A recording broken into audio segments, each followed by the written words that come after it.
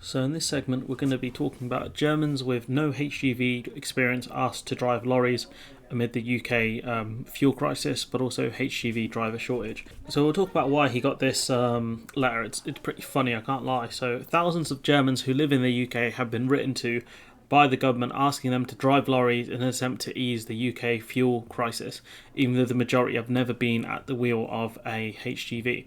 The other issue is that you need another specialist license to drive around fuel because you crash that thing and people are dying. Like, you crash a lorry, people are dying, but you crash a fuel tanker, you're risking like a massive explosion. So the government sending out these letters to drivers for the fuel shortage further doesn't make any sense. They're included in a 1 million letter mass mailing that tried to recruit ambulance drivers to get behind the wheel of lorries. I mean, that's insane. The news came as a government minister warned that motorists could face shortages, blah blah blah. The Germans were automatically included in the mail-out because German driving licenses issued before 1999 included an entitlement to drive small to medium-sized trucks up to 7.5 tons. Now, I don't know if German driving tests actually made it so you have to be able to show you can drive a small to medium sized truck in the test, and then after 99 they nixed that, or is it that Germans trust their drivers that much? If that makes sense, a bit weird. So, Department for Transport spokesperson said that UK residents from Germany who swapped their licenses for British ones would have had that element transferred to the DVLA database.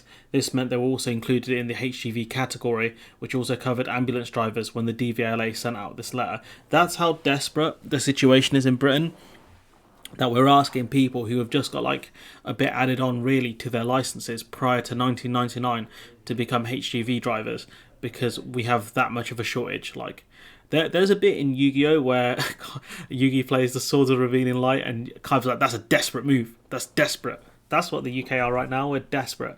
Honestly, it's shocking. And if I was a foreign lorry driver and the UK, if they offered me to take on one of these visas, I'd be like, you're paying me a king's ransom because otherwise I'm not coming, because I know you man are desperate. I know you guys are in a bind and you need us. A spokesperson said, we don't want ambulance drivers to change jobs or to be diverted from their vital work saving lives. It was impossible to narrow down the copy list by profession due to data protection. That's the biggest load of rubbish I've ever heard in my life.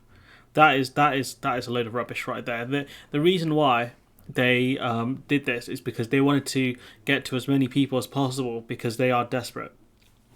That's why this is a myth, and they realise that people are talking about this and how embarrassing the situation is.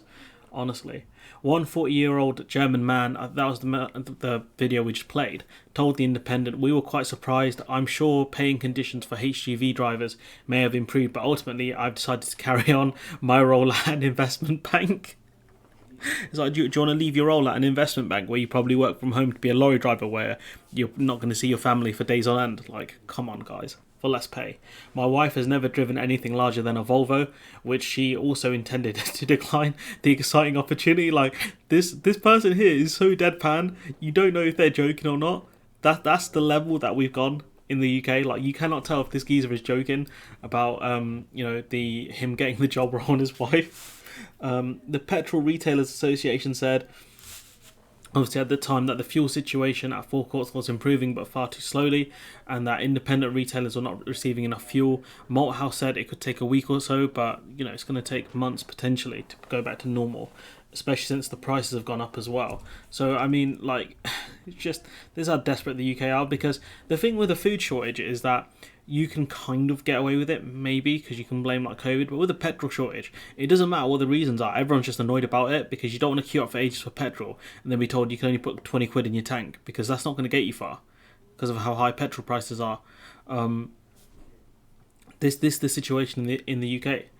If things started to deteriorate further, obviously the Prime Minister and the Secretary of State, Kwasi Kwarteng, whose responsibility this is, will have to review the situation. I mean, why are they not reviewing the situation now? Why were they not reviewing the situation now? Because it is getting bad. You've got multiple energy firms going under because of the rise in energy costs. Kwasi Kwarteng hasn't got a clue what he's doing. One option is deploy the army to get the army to deliver fuel and things like that. What I'm amazed about is, has that actually happened? I know this article was written the 1st of October. It's quite old. the situation on the ground is the same. You know, this German fella was still asked to be a driver. Point being is that things haven't improved that much. So even getting the army in hasn't actually helped that much. So yeah, I don't know what more to say apart from the fact that the UK are that desperate. They're asking people who've never driven HGV drivers, never driven obviously heavy goods vehicles, to become lorry drivers because of a technicality in their licenses prior to 1999. Like that is desperate. I've used that word a lot, but it is a bit desperate, don't you think? Anyways, I'm going to leave it there. Let me know what you think in the comments below. Like, comment, share, subscribe, and hopefully I'll see you in the next one.